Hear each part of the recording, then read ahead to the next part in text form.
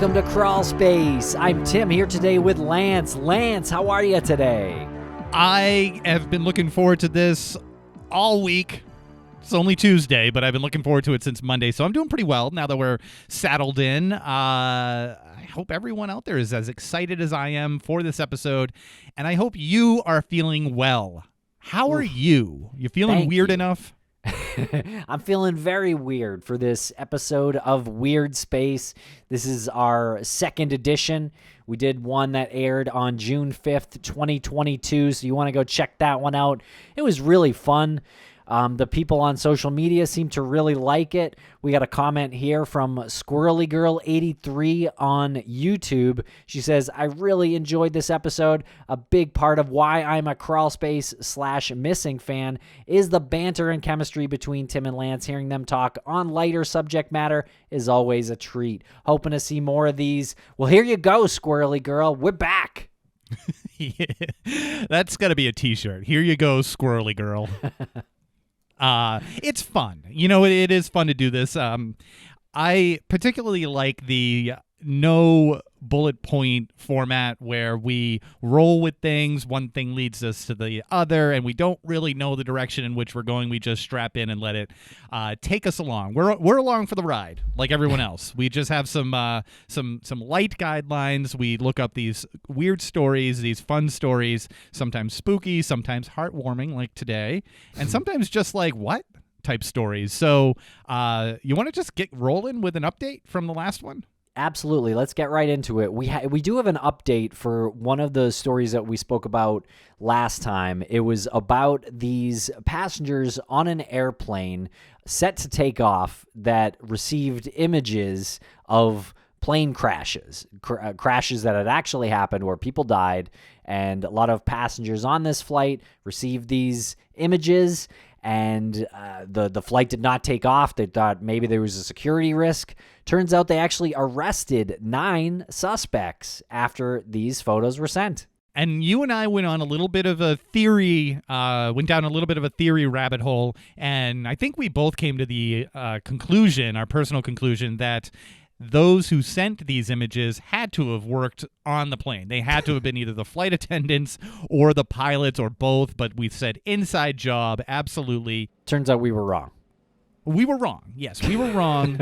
And it was like the next day. So we were referencing articles from May 10th, and there's an article now from complex.com that was published on May 11th. So they arrested 9 individuals, I guess, while we were recording the episode. I guess so. It must have been because of us. Yeah, they felt the media pressure. They felt the pressure of the media. Yep, they were like, we don't want to be responsible for anything going wrong here. It's been on Weirdspace episode 1, and they really buckled down. Turns out that these suspects have been identified as Israeli citizens by the authorities. They were arrested by... Who were they arrested by, Tim? Well, I would imagine the airport police, I guess, Israeli Airport Authority.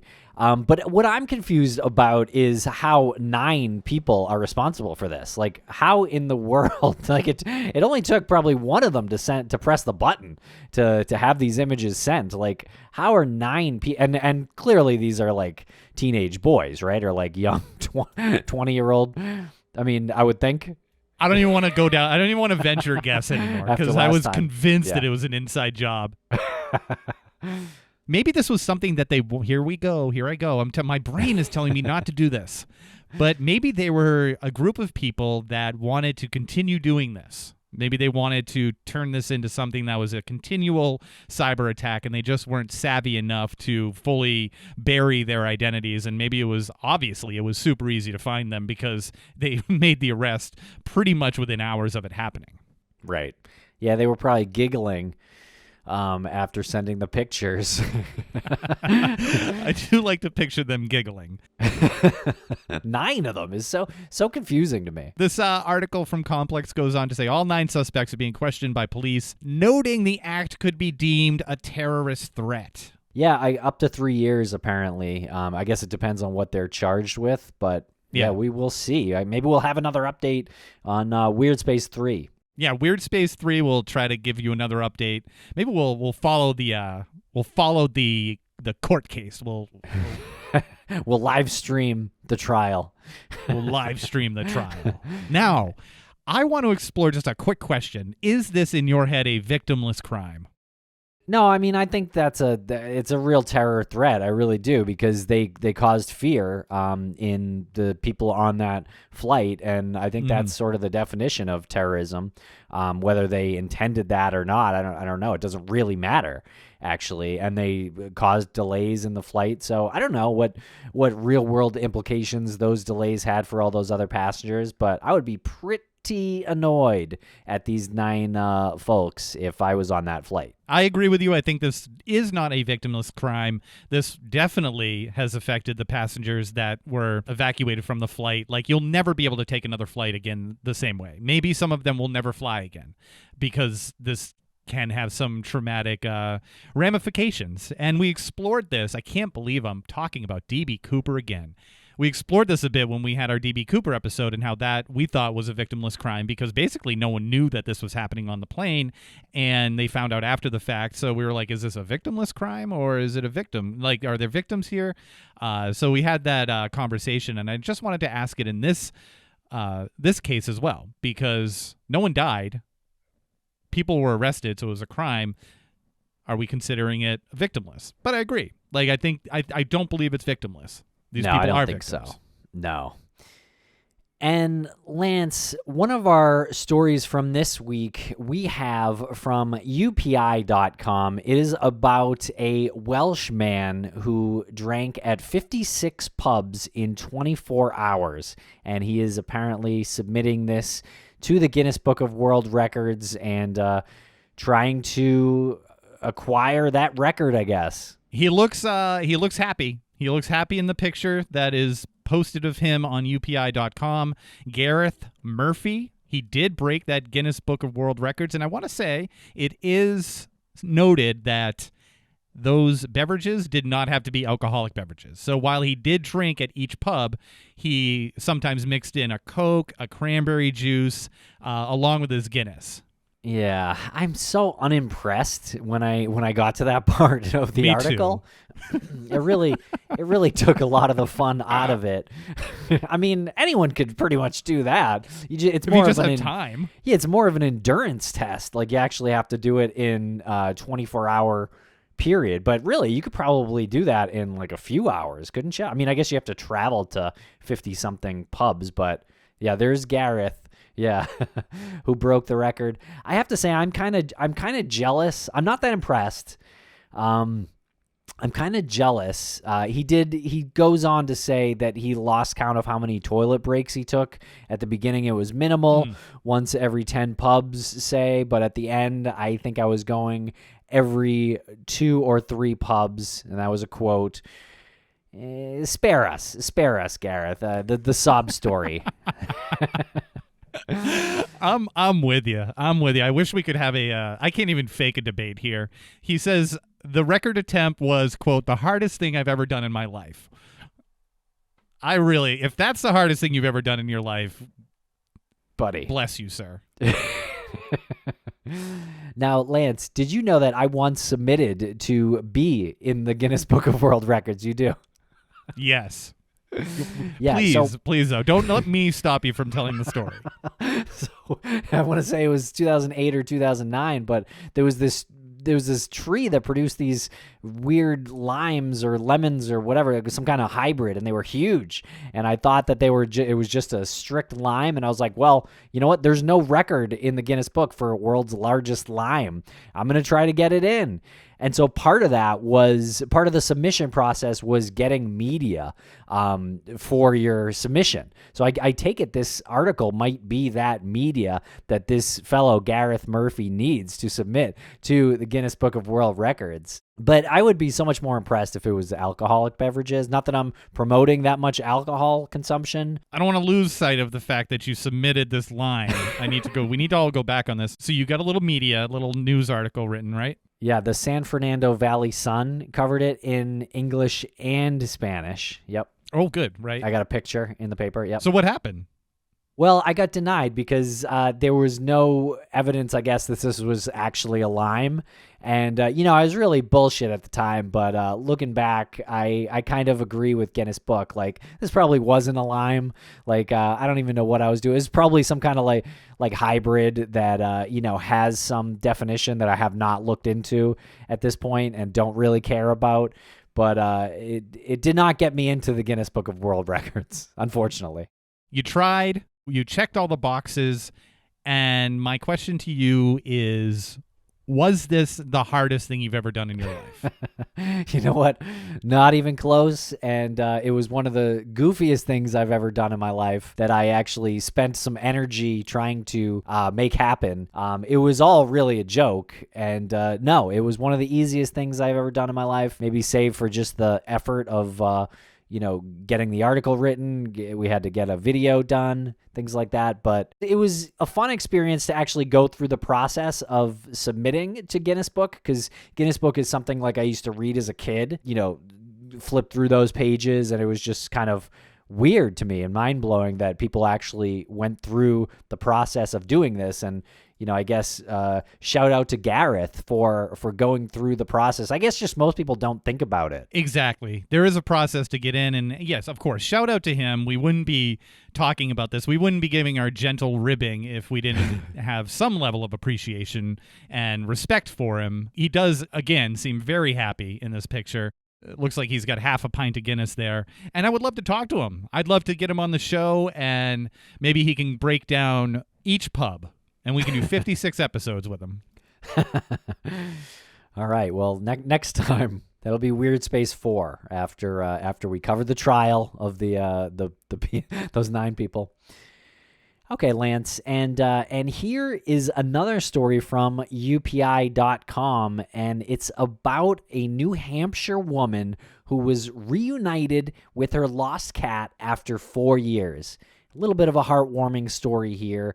This one was sort of a no-brainer when we were doing some research because it is a heartwarming, feel-good story. We are talking about the cat named Gigi. I'm assuming G-I is Gigi. I think so. An 11-year-old tabby cat, and the owner, Casey Monroe, was reunited with her after 4 years. It was the Salem Animal Rescue League said that they were contacted by a woman who was preparing to leave the state and was concerned for the welfare of a stray cat she'd been feeding on the porch. Turns out that cat had a chip. That's the importance of getting your pets chipped, everybody. That cat had a chip, had the contact information of the owner.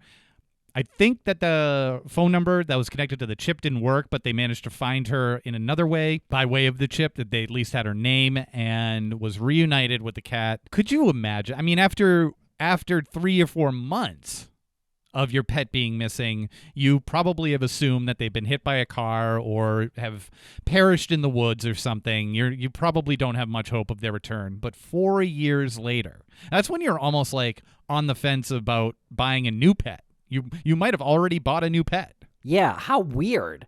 I would love to know what Gigi the cat was doing during those years. Like, why didn't Gigi find his or her way home? She apparently was living as a stray and being fed by Casey Monroe, on the porch or something like that. So she probably knew the cat was, kind of homeless, a stray. But why didn't the cat walk home? Good question. Maybe we can have Gigi on to talk about this, and Gigi can meow her way through the conversation. I want to actually go back on something I just said. I said bought. Maybe they've bought a new pet. You can also adopt pets. And Gigi had been originally adopted from Nevin's Farm in Methuen, Massachusetts. So this family that owned Gigi was apparently into adopting pets, so I don't want to say bought and say the wrong word there. So yes, adopted. It's such a happy ending to this story. They definitely did not assume Gigi was alive out there. And Lance, I want to share a story that happened over here just a couple weeks ago. Can I do one more correction? Please. Gigi's a male cat. Oh, really? Interesting. Okay. Gigi this the boy. Upcoming September would have been 5 years that he was gone, Monroe Wow. told the Eagle Tribune newspaper. I guess I saw Gigi and I just went with she. in my head. No, I did too. And I've got a female dog named Brady, so I kind of like when that's messed around a little bit. But Lance, I want to tell a story about what happened over here just recently. The cat next door, his name is Charlie, and we live next door to my in-laws, and Charlie had been missing for 3 days, over 3 days. He had gone out on a Saturday, and he's a young cat. He's only like a year old or something like that. And he's got a sister, and sometimes they go out and they don't go far, and they come back in a few hours. But Charlie didn't return, and he was gone for about 3.5, 4 days, and we're all very sad because this cat is kind of a doofus, but hilarious and just very friendly. Turns out he was in an abandoned house through the woods. My father-in-law went out into the woods. He said he heard a very faint meowing, which I was listening to myself and I didn't hear. Every day I was out there, and I didn't really go back up into the woods, but he did. And there's a house through the woods that was abandoned, and apparently he was trapped in like an area where he couldn't really get out of. And so my father-in-law used a wooden plank for him to sort of crawl down from this spot in this abandoned house through the woods. Meanwhile, the cat was there for, I want to say it was very close to 4 days that he was missing. And he apparently ate 2 full cans of cat food when he got home. And he lost a few pounds. No idea what his experience was like, but as someone who covers missing people, like I was kind of going through like what to do, like where was he last seen? I had looked up into those woods assuming he was up there somewhere, but not knowing where, and his sister had come back a few hours after his disappearance. So it was a real confusing one. I had heard my in-laws had gone back into the woods, so that's why I didn't do it myself. But Charlie came back. Happy ending. What a wonderful story. What a wonderful story to debut on Weirdspace. Thankfully, the cat was returned. I'm so happy to hear that Charlie was safe and returned and is healthy still. I am very impressed with the fact that you all took on an organized search for the cat. I think that's great. I think that's great that your father-in-law has apparently ears of some animal that hears really well. Well, yeah, I didn't even know there was this abandoned house through the woods.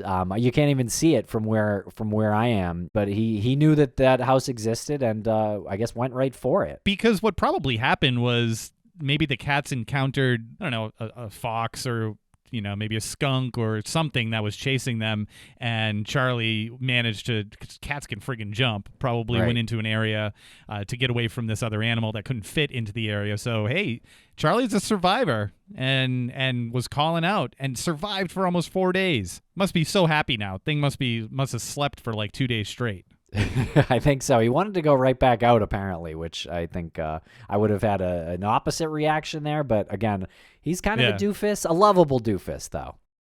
Yeah. Well, let's unpack this creepy abandoned house in your backyard. Well, it's through the woods. It's not on my property or anything. It's just I've never even seen it. I can't even speak to how creepy it may or may not be. I just think it's dilapidated and empty. Okay, well, you need to go out there with a camera and document the discovery, your personal discovery of this broken down, empty, abandoned home, and we need to talk about it on Weirdspace episode 5 or something. Okay.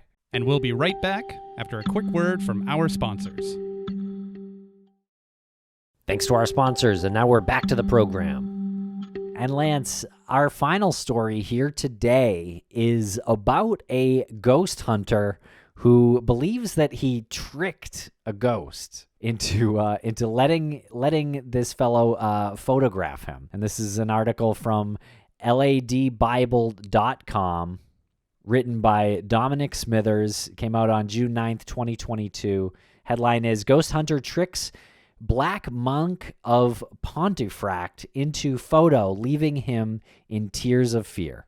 Upon reading this, you hear about this black monk. That's sort of a obviously ominous and dangerous, right? It sounds dangerous. It sounds like the hands resist him. that painting that we covered on Empty Frames that was painted by Bill Stoneham, and it's allegedly the most haunted painting in the world. And when you look at it, it does instill a little bit of fear, and you can see how one would take something negative with them. But the name isn't really lining up with the reputation that I built up in my own head for this black monk, also known, terrifyingly enough, as Fred. Yeah, and this is a house that has had paranormal activity, I guess, poltergeist, and this black monk is also known as Mr. Nobody, but it's sort of a famous house.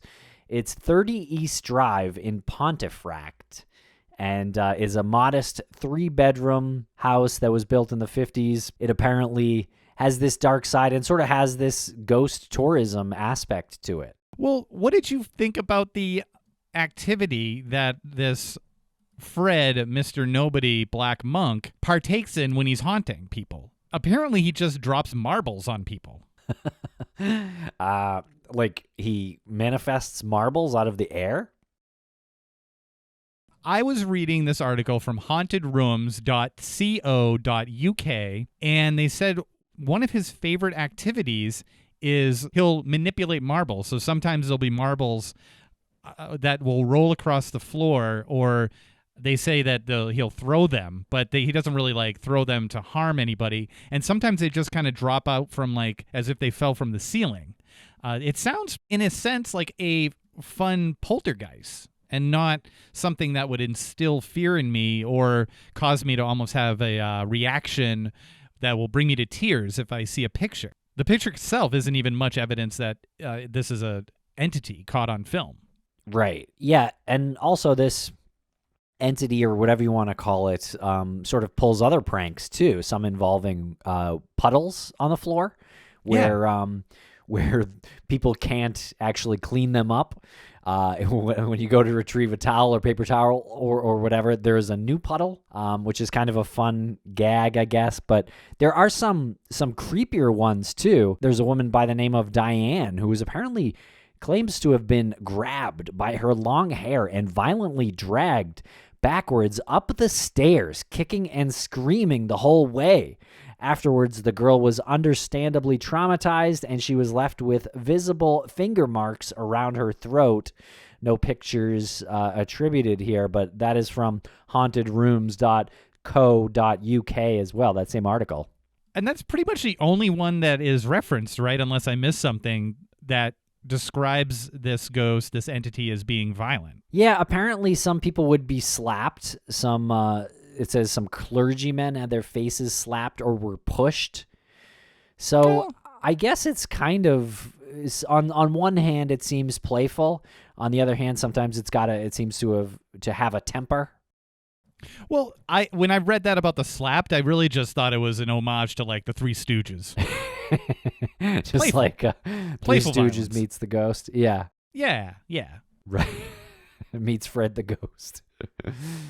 Maybe Fred the ghost just knows that he's got this moniker of the Black Monk and is like, well, I guess occasionally I have to like pull someone up the stairs by their hair. Now that sounds really terrifying. Being pulled up the stairs. By an invisible entity by your hair? Yeah. Like, I could see if you fell down the stairs accidentally that you might want to blame that on a ghost, but being pulled up the stairs, you can't really, like, you didn't fall up the stairs, like, really. Yeah, you're not pulling your own hair up. Yeah, you can fall while you're walking up the stairs, and, you can fall up the stairs in that way, but you can't be pulled by some invisible entity in that way. It's not how gravity works.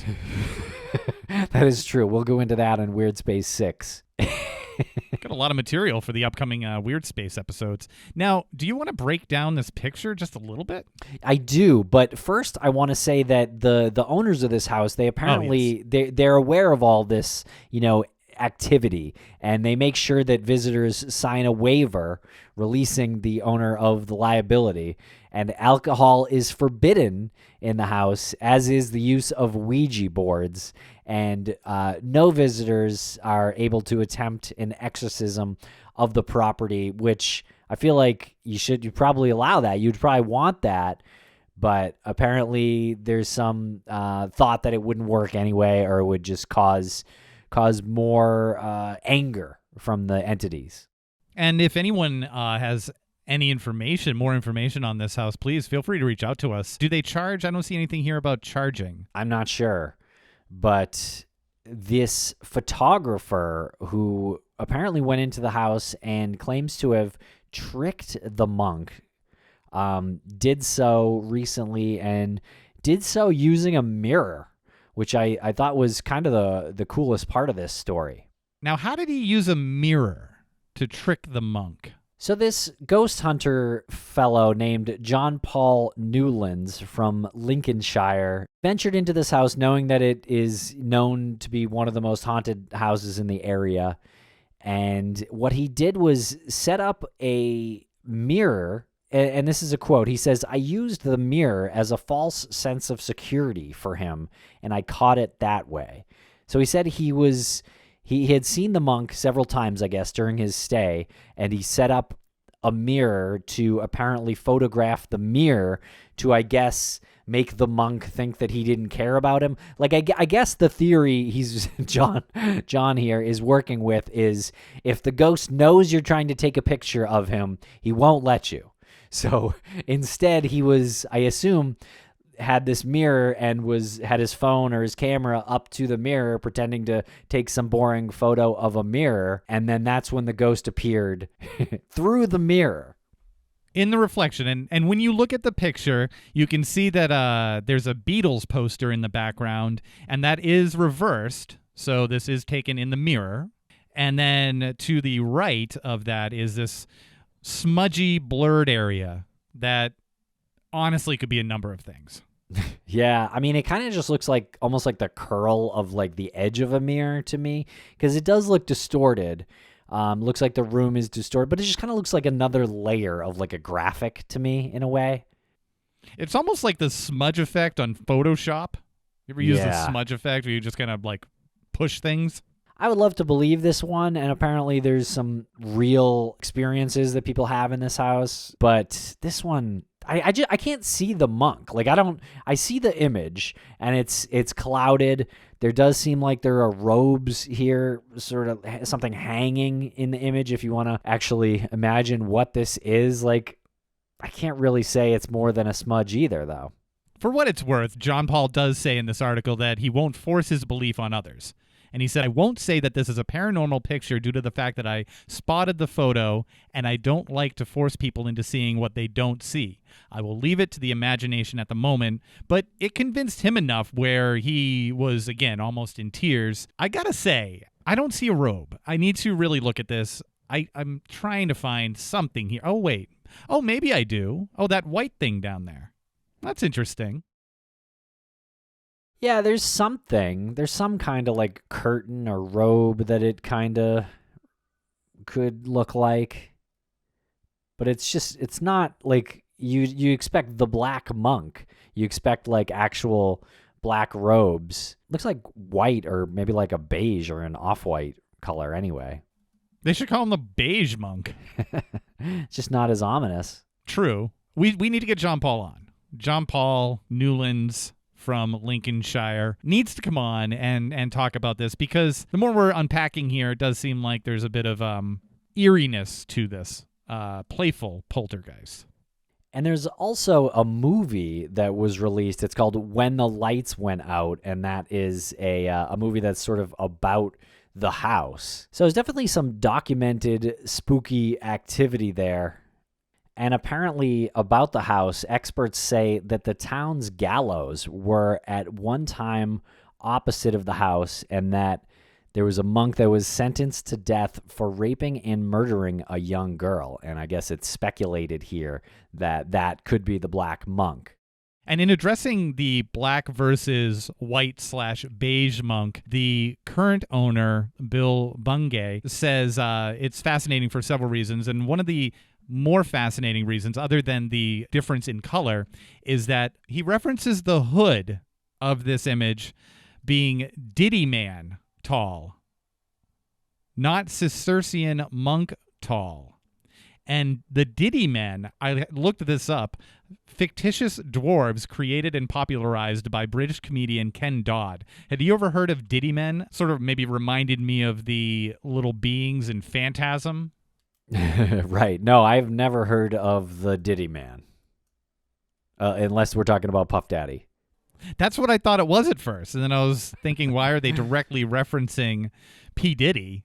This does not look like P. Diddy at all. It doesn't seem like there's anything paranormal about Diddy Men. So either way, whether we're talking about this being a weird light refraction from the window and the sun off the mirror, or, maybe this dude, John Paul, actually did capture something. It does seem to add a little bit of legitimacy that the photo was taken during the day as opposed to at night.